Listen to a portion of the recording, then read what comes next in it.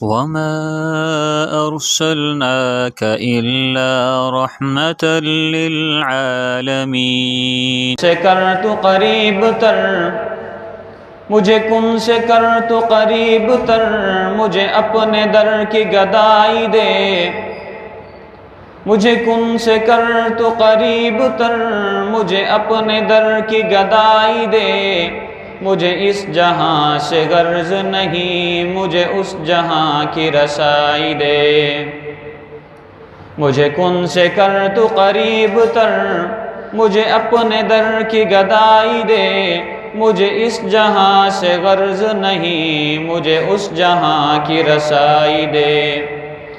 معزز سامعین کرام، اللہ رب العزت کے حضور دعا ہے کہ اللہ تعالیٰ جو الفاظ میری زبان سے ادا کروائیں، حق اور سچ ادا کروائیں، اور مجھے اور آپ کو اس پر عمل کرنے کی توفیق عطا فرمائیں۔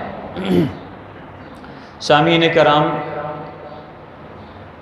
ہمارا تقریباً جمعے میں عظمت قرآن کے حوالے سے ہماری بات چل رہی تھی، ہمارا موضوع چل رہا تھا۔ ہم نے الحمدللہ کئی جمعے عظمت قرآن پر گزار دیے۔ قرآن ایسا وسیع علم ہے کہ اگر میری زندگی آدم علیہ نبینا علیہ السلام کی پیدائش سے لے کر قیامت کے آخری انسان تک بھی ہو، تب بھی میں قرآن کی عظمت کو بیان نہیں کر سکتا۔ قرآن پاک سے ہم نے پوچھا کہ میری پیدائش کیسے ہوئی، مجھے اس دنیا میں کیسے لایا گیا۔ ہم نے قرآن پاک سے سوال کیا کہ عورت کا مقام اللہ نے قرآن پاک میں کیا رکھا۔ ہم نے قرآن پاک سے سوال کیا کہ اس وقت کی آیات اس وقت کس طریقے سے صادق آتی ہیں۔ میں قرآن پاک سے ایک اور سوال کرتا ہوں کہ اللہ رب العزت نے بنی نوح یعنی انسان کو پیدا فرمایا، اور قرآن پاک میں اللہ نے فرمایا وَمَا خَلَقْتُ الْجِنَّ وَالْإِنسَ إِلَّا لِيَعْبُدُونَ، کہ میں نے جن اور انسان کو محض اپنے عبادت کے لیے پیدا کیا۔ جب اللہ نے یہ قرآن پاک میں فرما دیا تو پھر اللہ نے شیطان کو کیوں مسلط کر دیا، اور شیطان آیا کہاں سے، اس کا وجود کیسے پیدا ہوا، آخر یہ کس جگہ سے اللہ نے اسے پیدا فرمایا۔ اللہ رب العزت نے ملائکہ کو پیدا فرمایا اپنے نور سے، اور جنات کو پیدا فرمایا آگ سے، اور یہ شیطان ابلیس آگ کا بنا ہوا ہے، اور آدم علیہ نبینا علیہ السلام کی پیدائش سے پہلے یہ فرشتوں کا استاد ہوا کرتا تھا۔ اس کا نام زاہد بھی تھا، اس کا نام عابد بھی تھا، اس کا نام ولی بھی تھا۔ یہ اللہ کے بڑے قریب رہتا تھا۔ ذرہ زمین کا کوئی ایسا ذرہ نہیں جس پر شیطان نے سجدہ نہ کیا ہو۔ اللہ نے اتنی بڑی زمین بنائی، اس پہ کوئی مکان نہیں تھا، صرف نشان تھا تو کعبۃ اللہ کا تھا جو اس کا محور ہے، صرف اسی کا نشان تھا، اور کوئی مکان، کوئی درخت، کوئی چرند پرند، کوئی پھل پھول پودے بوٹے کچھ بھی نہیں تھا، بالکل چٹیل میدان تھا۔ اور جب شیطان نے سجود شروع کیے تو زمین کا کوئی ذرہ اس نے باقی نہیں چھوڑا جہاں پہ شیطان نے سجدہ نہ کیا ہو۔ اللہ کے ذکر میں اتنا مشغول رہتا تھا کہ اس جیسا ذاکر کوئی نہیں ملتا تھا۔ فرشتوں سے زیادہ ذکر کرنے والا تھا، فرشتوں کا استاد تھا، فرشتوں کو سمجھانے والا تھا، اللہ کا قرب حاصل تھا۔ اللہ نے حکم دیا آدم علیہ نبینا علیہ السلام کے جسم کو بنایا جائے، 7 قسم کی مٹی کو لایا گیا اور 7 قسم کے سمندروں کے پانی کو لایا گیا اور آدم علیہ نبینا علیہ السلام کے جسد اقدس کو بنایا گیا۔ اور اس کے بعد اللہ رب العزت نے فرشتوں کو حکم دیا کہ میرے آدم کو سجدہ کرو۔ تمام کے تمام فرشتے حکم الہی میں سر بسجود ہوئے اور اللہ نے بتایا کہ یہ میرے خلیفہ ہیں، یہ زمین پر میں اپنا خلیفہ بنا کر بھیجنے والا ہوں،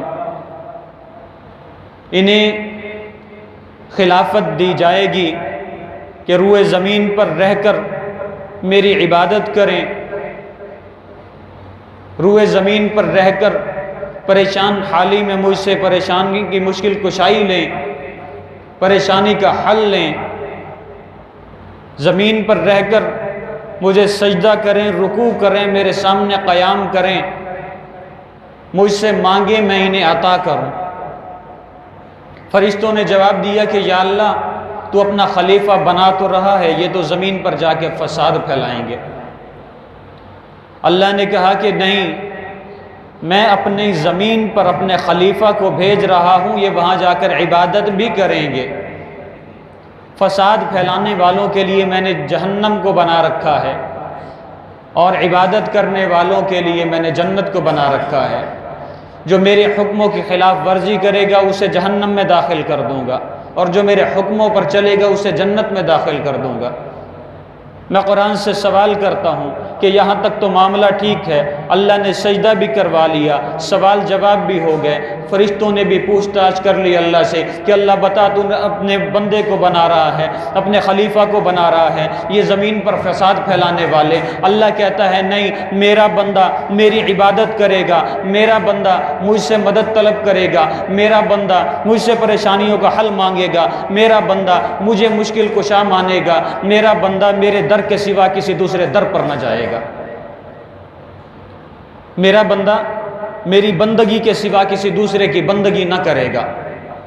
یہاں تک تو ٹھیک ہے، میں سوال کرتا ہوں ابلیس کہاں سے آیا؟ یہ تو فرشتوں کا استاد تھا، یہ تو فرشتوں کو سمجھانے والا تھا، یہ تو فرشتوں کو پڑھانے والا تھا، یہ تو فرشتوں کی کو عبادت کرنا سکھانے والا تھا، یہ تو وہ ہے، یہ تو اللہ نے اسے ایسا بنایا، فرشتوں کا استاد بنا دیا، فرشتوں کو سکھانے والا بنا دیا، عبادت میں اتنا افضل کہ ذرہ کہ روئے زمین پر کوئی ذرہ ایسا نہیں جس پر ابلیس نے سجدہ نہ کیا ہو، اتنا اللہ کا مقرب کہ اللہ کا قرب اسے اتنا حاصل تھا کہ اس لیے ولی اللہ کا نام دیا گیا، اللہ کا دوست بنایا گیا، اللہ کے اتنا قریب رکھا گیا، پھر یہ شرور پھیلانے والا کیسے بنا؟ تو قرآن مجھے جواب دیتا ہے کہ جب اللہ نے اسے سجدہ کرنے کے لیے کہا، تمام فرشتوں سے کہا وَإِذْ قُلْنَا لِلْمَلَائِكَةِ اسْجُدُوا لِآدَمَ، اللہ فرماتے ہیں کیا فرشتوں آدم کو سجدہ کرو، الا ابلیس، مگر شیطان نے نہیں کیا۔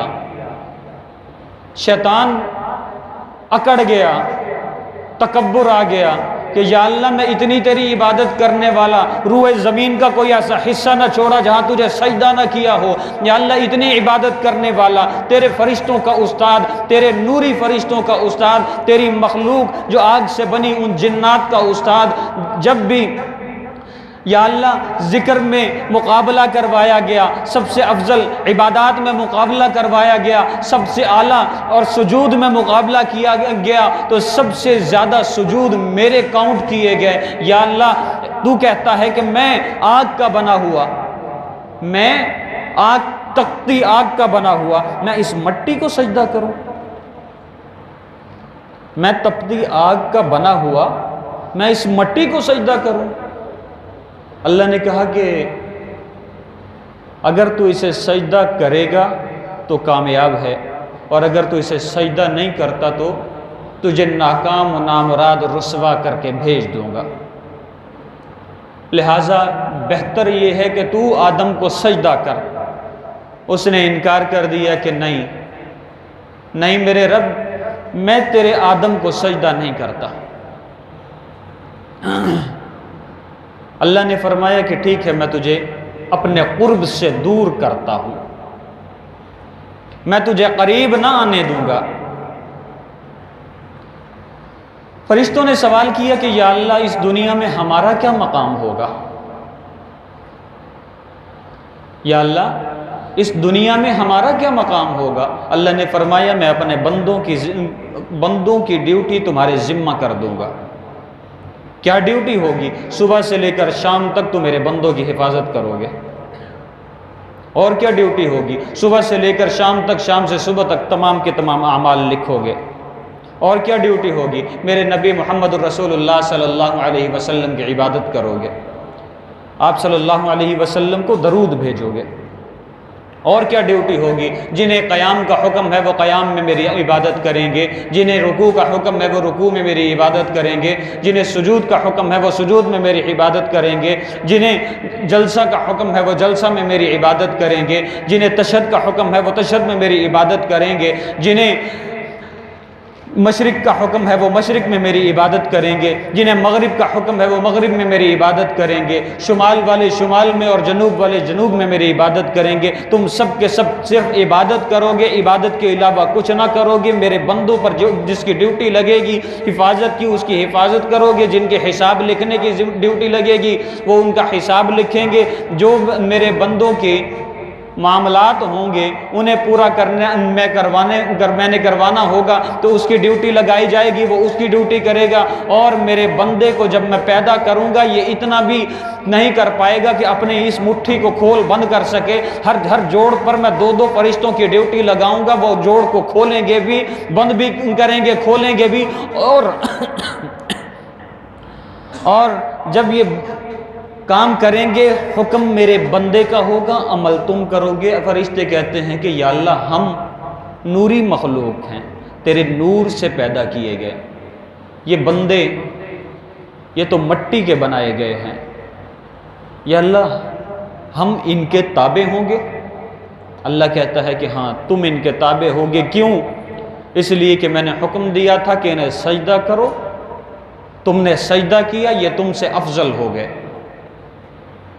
تم نے سجدہ کیا، یہ تم سے افضل ہو گئے۔ میں نے روئے زمین پر جتنی بھی مخلوقات کو بھیجنا ہے ان سب کو میں نے اپنے بندے کے تابع کرنا ہے۔ اسی وجہ سے میں نے کہا کہ یہ میرا خلیفہ ہوگا روئے زمین پر، میرا بندہ روئے زمین پر خلیفہ ہوگا، اور میرے خلیفہ کے انڈر تمام کی تمام مخلوقات ہوں گی، بھلے وہ مخلوق فرشتوں کی ہو، جنوں کی ہو، یا پھر جانور ہوں، جنگل کا جانور ہو یا آبادی کا جانور ہو، حشرات العرض ہوں، اڑنے والے پرندے ہوں، کسی قسم کی بھی مخلوق، 18,000 کم و بیش مخلوقات سب کی سب میرے بندے کے تابع ہوگی۔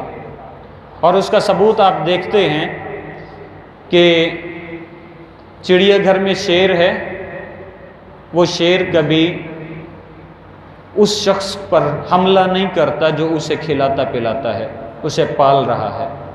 کیوں؟ اللہ نے اس شیر کو اس کا تابع کر دیا۔ وہ خونخوار شیر ہے اور اللہ نے اسے اس کا تابع کر دیا۔ سانپ ہے، سانپ کو اللہ نے بندے کا تابع کیا، سانپ سے اللہ نے انسان کے فائدے کے لیے ادویات بنائی۔ اسی طریقے سے جتنے بھی خطرناک موذی جانور ہیں وہ سب کے سب انسان کے تابع ہیں، انسان سے حاوی نہیں۔ اب معاملہ آتا ہے ابلیس کا۔ فرشتوں کو اللہ نے بتا دیا تم فلاں مقام پہ کام کرو گے، تم فلاں مقام پہ کام کرو گے، تم فلاں مقام پہ کام کرو گے۔ ابلیس نے پوچھا، شیطان نے پوچھا کہ یا اللہ میرا کیا کام ہے؟ اللہ کہے گا کہ تو ویسے باغی ہے، لہٰذا میں تیرے ذمے کوئی کام نہیں لگاتا۔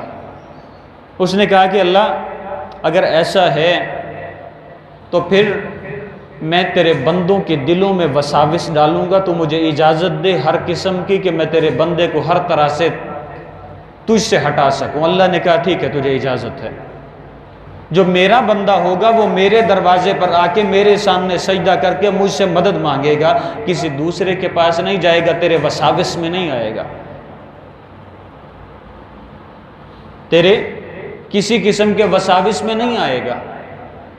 کہتا ہے اچھا یا اللہ تو نے فرشتوں کو بتا دیا کہ تمہارا فلاں مقام، تمہارا فلاں مقام، تمہارا فلاں مقام، اتنے فرشتے میرے اس بندے پر مقرر کر دیے جائیں گے، اتنے فرشتے۔ اللہ تعالیٰ نے یہ کاؤنٹنگ اس وقت کر دی عالم ارواح میں کہ اتنے فرشتے میرے آدم پر مقرر کیے جائیں گے، اتنے فرشتے نوح پر مقرر کیے جائیں گے، اتنے فرشتے آدم کی اولاد فلاں فلاں فلاں فلاں پر مقرر کیے جائیں گے۔ اسی طریقے سے قیامت کے آخری انسان تک جتنے فرشتے جس وقت مقرر کیے جائیں گے سب کی ڈیوٹیاں اس وقت لگا دی۔ اس وقت وہ ڈیوٹیاں لگ گئی، اور اس کے بعد اب میرا کیا ہے، میں نے رہنا کہاں ہے؟ ان کے تو مقام متعین ہو گئے، کوئی مشرق میں، کوئی مغرب میں، کوئی شمال میں، کوئی جنوب میں، کوئی تیرے بندے کے ساتھ، کوئی تیرے بندے کے سامنے، کوئی تیرے بندے کے چہرے پر، کوئی تیرے بندے کے جوڑوں پر۔ اب میں نے کہاں رہنا ہے؟ میرا مقام کیا ہے؟ مجھے کس مقام پر رہنا ہوگا؟ میری رہنے کی جگہ کیا ہوگی؟ تو اللہ نے جواب دیا کہ تیری رہنے کی جگہ نجاست ہوگی، گندگی ہوگی۔ جہاں پر گندگی ہوگی وہاں تیرا مقام ہوگا۔ آپ یقین کریں کہ جب آپ وضو کرتے ہیں، گھر سے وضو کر کے نکلتے ہیں، ہر قدم پر آپ کی نیکیاں لکھی جاتی ہیں۔ وہ نیکیاں لکھنے والے نیکیاں لکھتے ہیں، اور شیطان دل میں وسوسہ ڈالتا ہے، یار فلاں کام، یار اگر وہ رہ گیا نا تو تیرا تو مال کا اتنا بڑا نقصان ہو جائے گا، وہ رہ گیا تیری عزت کا مسئلہ بن جائے گا، وہ رہ گیا تیرے مرتبے کا مسئلہ بن جائے گا، وہ رہ گیا تیرے کمائی کا مسئلہ بن جائے گا، وہ رہ گیا تیرے گھر میں دراڑیں پڑ جائیں گی، یہ رہ گیا، وہ رہ گیا۔ وہ اتنے وساوس ڈالتا ہے، گھر سے لے کے مسجد تک وہ وساوس ہی ڈالتا ہے۔ اور اللہ کا بندہ جیسے ہی مسجد کے احاطہ میں قدم رکھتا ہے، شیطان کی کمر ٹوٹتی ہے، وہ اوندھے منہ گرتا ہے، اور اس کی دھاڑ اتنی زوردار ہوتی ہے کہ پوری دنیا میں اس کی چیخ گونجتی ہے، جن و انس کے علاوہ ہر مخلوق اس کی وہ چیخ سنتی ہے، ہر مخلوق اس کی وہ چیخ سنتی ہے۔ کیوں؟ یہاں پر کیوں نہیں آیا؟ یہاں پر اس وجہ سے نہیں آیا کہ یہ پاک جگہ ہے، یہ زندہ زمین ہے، اللہ کی عبادت کرنے والی جگہ ہے، اللہ کی عبادت کرنے والی زمین ہے۔ اس لیے علماء فرماتے ہیں کہ جس دل میں اللہ کا ذکر ہو اس دل پر شیطان وسوسہ نہیں ڈال سکتا۔ اللہ کا ذکر اگر دل سے کیا جائے، زبان پر اللہ کا ذکر جاری ہو، تو کبھی بھی شیطان کسی قسم کا وسوسہ نہیں ڈال سکتا۔ وہ روتا ہے، چلاتا ہے کہ بس کر، کیوں مجھے برباد کرنے پر تلا ہے؟ وہ چلاتا ہے کہ بس کر، کیوں مجھے اللہ کے سامنے رسوا کرنے پر تلا ہے؟ اللہ کو میں نے کہا تھا کہ تیرے بندے کو میں تجھ سے ہٹاؤں گا، اور تو ہے کہ تیری زبان رکتی نہیں، تو ہے کہ تیرے قدم رکتے نہیں، تو ہے کہ تیرے سجدے رکتے نہیں، تو ہے کہ تیرے قیام رکتے نہیں، کیوں مجھے رسوا کرنے پر تلا ہے؟ اور اگر شیطان کامیاب ہو جاتا ہے، آپ کو نماز کے لیے نہیں آنے دیتا، آپ کی زبان ذکر سے سرشار نہیں ہونے دیتا، آپ کی زبان پر ذکر نہیں آنے دیتا، اللہ کی عبادت نہ کرنے پر آپ کو مجبور کر لیتا ہے، اور آپ بھی مان جاتے ہیں، تو پھر کیا ہوتا ہے؟ شیطان اتنی زور سے کہکے لگاتا ہے کہ جن و انس کے علاوہ دنیا کی ہر مخلوق سنتی ہے، اس کی خوشی دیکھتی ہے کہ کس طریقے سے اس نے اللہ کے ایک بندے کو ہٹا دیا۔ تو ہمیں غور کرنا چاہیے کہ اللہ سے مقابلہ کرنے والے کا ہم ساتھ دیں، یا پھر اللہ کا ساتھ دیں کہ اللہ نے شیطان سے کہا تھا جو میرا بندہ ہوگا وہ میرے دروازے پر آئے گا، جو میرا بندہ ہوگا وہ میری عبادت کرنے والا ہوگا، جو میرا بندہ ہوگا وہ مجھ سے مدد مانگنے والا ہوگا۔ اللہ سے دعا ہے کہ اللہ تعالی ہمیں شیطان کے ہر قسم کے شر سے دور فرمائے، اور اللہ کے احکامات پر اور نبی علیہ الصلوۃ والسلام کے طریقوں پر چلنے والا بنائے۔ وآخر دعوانا الحمدللہ رب العالمین۔